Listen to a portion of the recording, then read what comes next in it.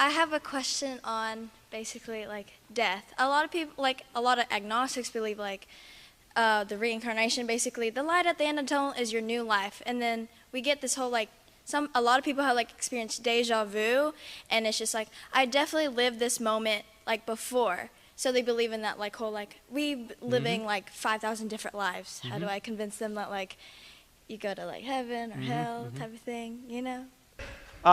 Actually, for those people that believe in reincarnation, I would ask them, who's keeping track of what you're doing morally here? And where does this moral standard come from? And then thirdly, who is deciding where you go in the next life?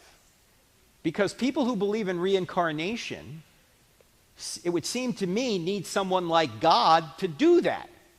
They need an all-knowing being who can say, who is a moral standard, who can say, this is how well you've met the moral standard, and I'm going to put you in this life next time.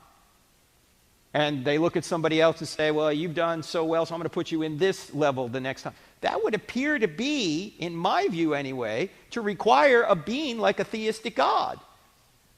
I would just ask them, how does all this work if there's no mind out there keeping track of all this? No mind and standard, moral standard.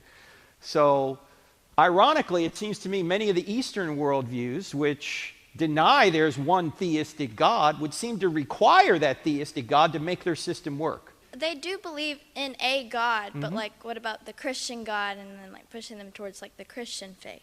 Well, what I would say is there's evidence that the Christian God is true. We've been through some of it, just at 10,000 feet tonight.